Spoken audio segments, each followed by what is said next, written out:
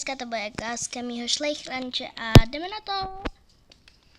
Takže začíná to všechno tady, takovýmhle oplocením, aby nám koně neutekly. Tak, teď půjdeme třeba sem. Tady mají koně z polystyrénu výběh. Dnes jsem si ho přinesla a myslím, že to je fajn. Takže takhle koní, tady je výběh. Tady je jízdárna. Tady už vidíte, že je docela stará. No, nějaký ty kopyta už tam jsou obtiskaný. Tady má jen takhle přikážky. A teď k tomu, tady je sedlovna. Jo, moc to nejde vidět, protože na mě tady svítí slunka, ale to nevadí. Tady je sedlovna, takhle ohlávky uzdy. Tady jsou sedla. Toto je vyráběné sedlo.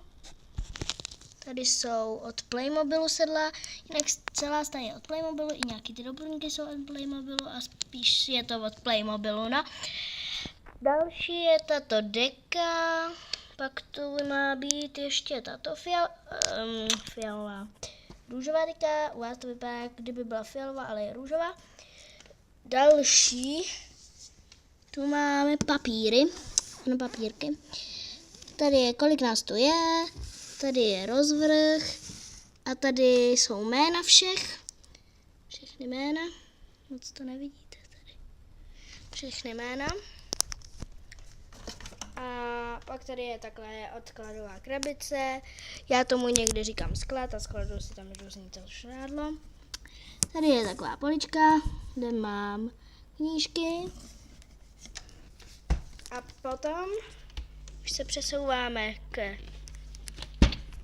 stáji. Je tu první kůň, je to hřebec, myslím, já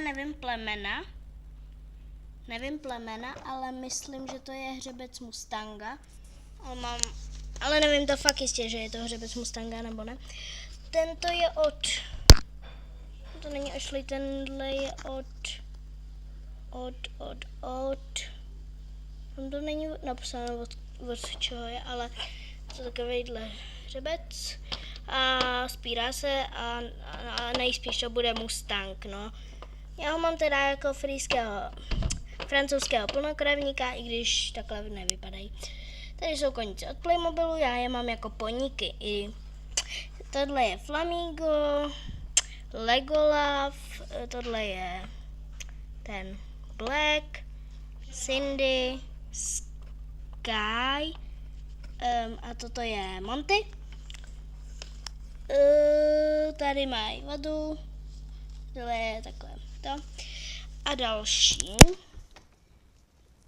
je tato, to je Jack, je to hřebec Mustanga, hodně lidí ho má, ale tak to. Tady je strakáč, existuje i druhá tohle rasa koně. Jsou hodně podobný, jenže on je černý, ty puntíky má, ne hnědý. A teď jsme dole vlastně. Jo, tady je takhle mrkve a toto. Tady je to je Luna. Luna, jo, všichni to mají napsaný na boxech. A předposlední je Ginger. Tohle je Ginger, já vím, že tohle je hřebec. Ginger, že je hřebec. Ale mně to připadá prostě jako klisna. Nevím proč. Takže u mě je to klisna. A tohle je Jacob. To už je ten. Jacob vypadá nějak takto. Myslím, že to je roček, ale teď to nevím jistě. Tohle je Rainy. A to je můj nejnovější kůň. Jo, tady jsou nahoře holky, kluci. Tohle je kačka. Tohle je kačka, jestkyně pokročila a je jí 17 let. A je to šéfová tady toho ranče. Potom tu máme toho Maxa, ten je pokročilej a je mu 14 let. Potom to je Aja a té je to je 12 a je to Poníkovská jeskyně IMAX. Poníkovský jezdec sedí tady na slámě, ale furt padají. Jinak můj ranč se jmenuje Ranč u šťastných potkov a prosím nepište mi dolů pod toto video, že se opičím, mně se to líbilo prostě, jo, takže. Tady jsou věci na čištění boxu a takový. Tady je žrádlo, prostě mňam, papáňo. Rejny už jsem ukazovala vlastně. Pak tu máme toto. Asi hodně lidí neví, co to je. Je to psí bouda, ale vlastně nahoře jsou kočky, nahoře na té boudě jsou kočky. Jo, mourek. Tohle je mourek. Tohle je Blacky.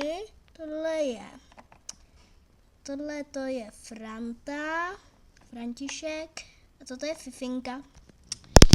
Vevnitř by měl být pes, nebo on tam teď není jako. A tady mají hračky. Pes tam má medvídka a kočky tam mají toto červený, což je na obroušení drápků. Tak.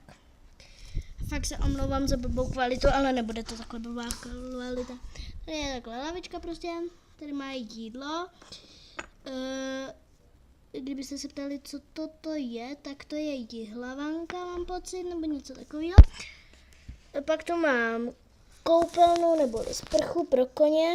Pardon, jsem vám tam teď dala úplně ruku. Sprcha pro koně je to od krabičky od tabletu. Dá se takhle zavírat a otvírat, myslím, že to je dobrý nápad. Můžu vám na to udělat tutoriál, kdo jste měl někdy tablet. A potom tu je takhle hadice.